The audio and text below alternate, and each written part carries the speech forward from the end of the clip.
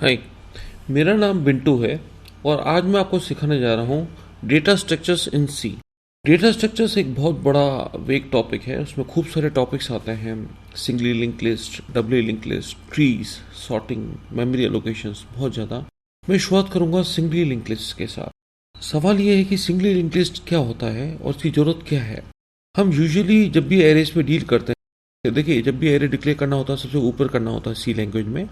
अब आपने एक एरे डिफाइन कर दिया 5 एलिमेंट्स का, और जब आप प्रोग्रामिंग करने बैठे तो आपको महसूस हुआ कि अब आपको केवल 2 ही एलिमेंट्स डालने हैं। तो बाकी जो 3 मेमोरी एलोकेशंस हो गई थी, जो पहले से मेमोरी बुक हो गई, वो फ्री नहीं होंगी। वो उस एरे के लिए बुक हो गई तो हो गई। आप उसको उस मेमोरी को रिलीज करके अपने बाकी के एप्लीकेशन के बाकी के हिस्से के लिए इस्तेमाल नहीं करते।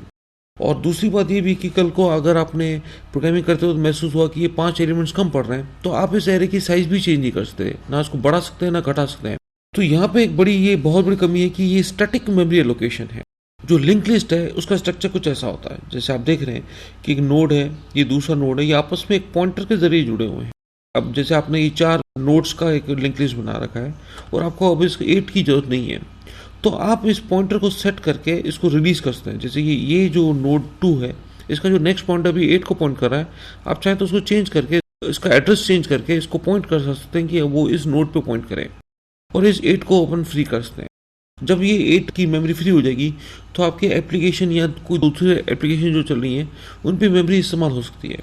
और मान लीजिए आपको ये लगता है कि 4 एलिमेंट्स कम है, तो आप और एलिमेंट्स के लिए मेमोरी बुक कर सकते हैं, एलोकेट कर सकते हैं। इस कंसेप्ट को हम कहते हैं डायनेमिक मेमोरी एलोकेशन। डायनेमिक का मतलब है चेंजेबल।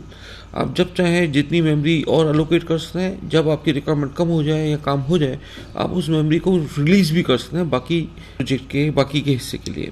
तो मैं शुरू करता हूँ। देखिए, एक स्ट्रक्चर है, जैसे नोड मैंने बनाया है, इसके 2 हिस्से होंगे। एक तो होगा डेटा, जिसमें आप कुछ भी डालो, इंटीजर, स्ट्रिंग, व्हाटएवर, और दूसरा हिस्सा होगा एक पॉइंटर, जिसको मैं यूजुअली नेक्स्ट के नाम से बुलाऊंगा, क्योंकि ये लिंक लिस्ट बना रहा हूँ जो कुछ न्यूमेरिकल डालेगा। तो मैंने एक स्ट्रक्चर डिफाइन किया जिसका नाम मैंने नोड ले लिया, जिसमें मैं इंटीजर टाइप का डेटा ले रहा हूँ। देखिए, आप इंटीजर लें, फ्लोट लें, स्ट्रिंग लें, और जरूरी का आप एक ही डेटा लें। आप इंट डेटा के अलावा नीचे फ्लोट ले सकते हैं, नीचे तीसरा स्ट्रिंग ले सकते हैं। शर्त सिर्फ ये कि जो लास्ट जो है स्ट्रक्चर का जो मेंबर है वो एक पॉइंटर होना चाहिए, जो खुद के टाइप के डेटा को पॉइंट कर रहा। खुद के टाइप यानी ये जो पॉइंटर है ये आपके नोड टाइप के स्ट्रक्चर को ही पॉइंट कर पाएगा।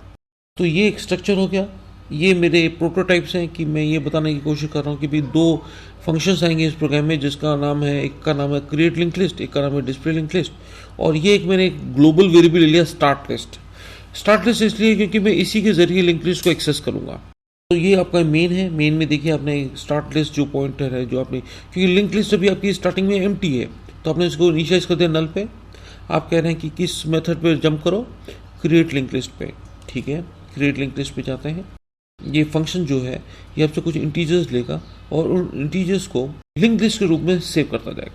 देखिए, आपने जब भी नया नोड बनाओगे उसको आप न्यू नोड के नाम से डिफाइन करोगे, और हर न्यू नोड में एक डेटा वाला एरिया होगा, एक नेक्स्ट पॉइंटर होगा। आपने यूजर बोला कि वैल्यू डालो, यूजर मान लो डाला 5, नेक्स्ट हमेशा नल होगा इनिशियली। न्यू नोड यहाँ पे है। अब आपको आगे भी जोड़ने हैं इसमें। आपने एक पॉइंटर लिया स्टार्ट लिस्ट, जो हमेशा एक लिंक लिस्ट के स्टार्टिंग नोड को पॉइंट करेगा। उसको भी कहा कि आपने न्यू नोड पे पॉइंट कर। तो अब इस नोड पे जो फर्स्ट नोड है उस पर 2 पॉइंटर्स हैं। न्यू नोड तो है ही जिसने क्रिएट किया नोड को, और एक स्टार्ट लिस्ट।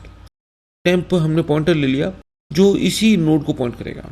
ये टेम्प क्या करेगा, हमको बाकी के नोड्स को जोड़ने में मदद करेगा। और स्टार्ट लिस्ट वही ले जाएगा फर्स्ट नोड पे, क्योंकि हमको इसी के जरिए एक्सेस करना है लिंक लिस्ट को। तो पहला नोड बना, उस पर स्टार्ट लिस्ट ने पॉइंटर ने पॉइंट किया, टेम्प ने भी पॉइंट कर लिया। नया नोड जैसे न्यू नोड के नाम से बनेगा, तो न्यू नोड यहाँ फर्स्ट नोड पे नहीं रहेगा, new node next node new node पे पॉइंट करेगा। आपने यूजर से बोला कि इसकी वैल्यू डालो, यूजर ने मान लो डाल दी उसकी वैल्यू 2। अब आपका काम है कि इस टेम्प पॉइंटर के जरिए आपके इस नेक्स्ट पॉइंटर को बोलें कि वो न्यू नोड पे पॉइंट करें। देखिए, टेम्प के नेक्स्ट पॉइंटर ने न्यू नोड पे पॉइंट किया तो जुड़ गए।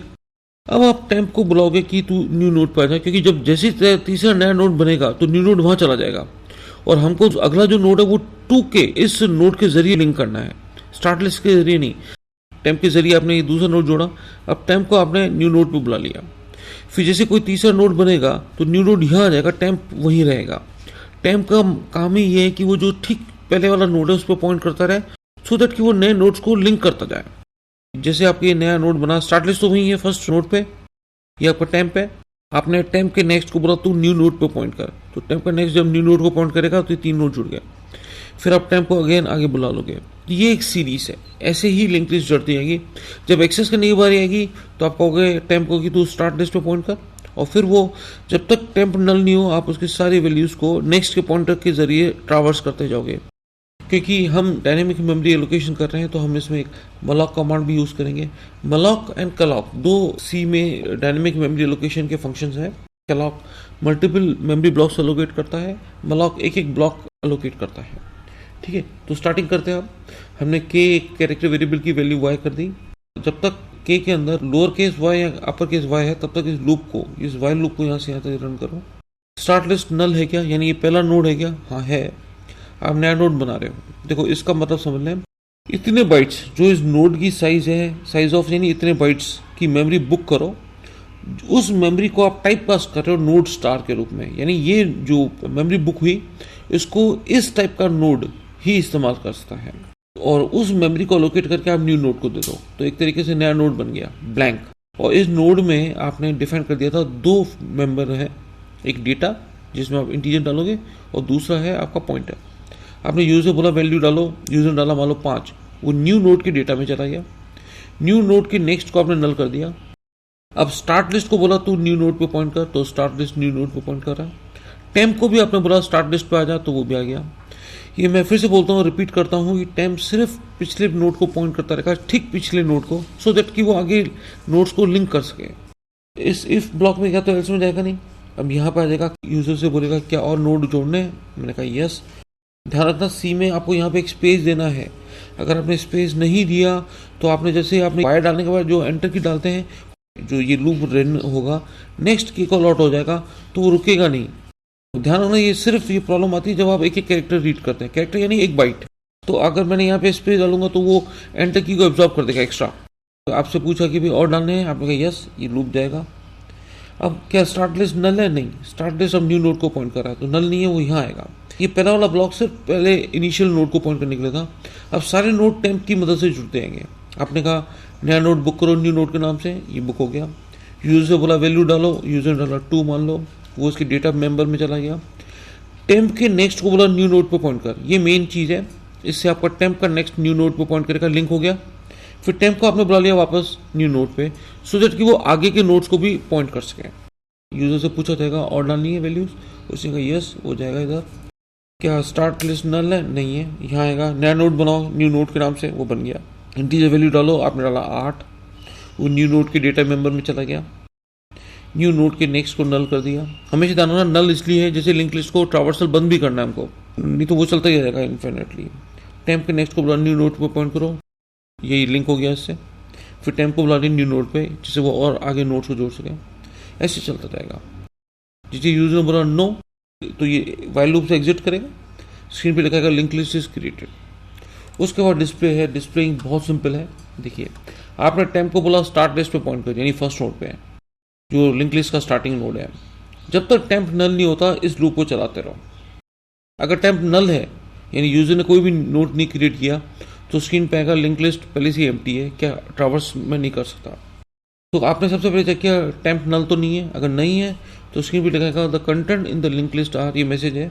जब तक टेम्प नल नहीं है इस लूप को रन करेगा, फाइल लूप को। टेम्प के डेटा को यानी उसकी इंटीजर वैल्यू को प्रिंट किया। टेम्प को बोला अपने नेक्स्ट पॉइंटर जहाँ पे पॉइंट करा वहाँ चला जा, तो वो नेक्स्ट नोड पे चला जाएगा। फिर फाइल लूप चलेगा। टेम्प नल नहीं है तो नेक्स्ट नोड का डेटा को प्रिंट करो। फिर टेम्प को बोलो अगले नोड पे जा, ऐसे चलता जाएगा। इसको एक बार अपन रन करके देखते हैं। मैं सारे के सारे प्रोग्राम्स सी के यूनिक्स पे रन करूंगा, तो इसके लिए मैंने किगविन सॉफ्टवेयर पैकेज यूज़ किया है। किगविन एक ऐसा सॉफ्टवेयर पैकेज है जो आपको विंडोज़ में ही यूनिक्स का एनवायरनमेंट प्रोवाइड करता है। मैंने एक पहले से प्रोग्राम जो भी समझाया वो पहले से टाइप कर रखा है यूनिक्स पे, सिंगली list.c। ये वो प्रोग्राम है जो मैंने अभी आपको दिखाया। इसको सबसे पहले अपन कंपाइल करेंगे। मैं GCC कंपाइलर यूज़ कर रहा हूँ।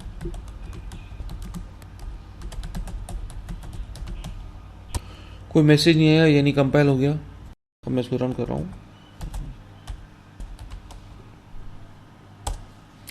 इंटीजर वैल्यू डालिए, मैंने डाला सपोज 5, क्या और डालना है? यस। मैं डाला दूसरा इंटीजर वैल्यू डालिए, मैंने डाला 2, और डालना है यस। 8 और डालना है नो। या content in the link list are, यानी प्रोग्राम मेरा परफेक्ट चल रहा है। आपको कोई भी दिक्कत आती है या आपको कोड चाहिए तो आप मेरे को ईमेल कर सकते हैं bmharwani@yahoo.com। बाकी के मेरे वीडियोस आपको इस चैनल पे मिल जाएंगे, आप सर्च करें बिंटू हरवानी, आपको मिल जाएंगे। आप मेरे को सब्सक्राइब करना ना भूलें, सो दैट मेरे जितने भी न्यू वीडियोस आएंगे जो मैं अपलोड कर रहा हूँ आपको उनका मैसेज आ जाया करेगा। और कमेंट्स डालें, आप मेरे को सजेस्ट करें कि मैं किस पे और वीडियोस बनाऊं, और कोई आपको मेरी आवाज़ साफ सुनाई दे रही है, जो मैं कंसेप्ट समझा रहा हूँ समझ में आ रहा है, तो कमेंट जरूर दें। Thank you so much, have a nice day.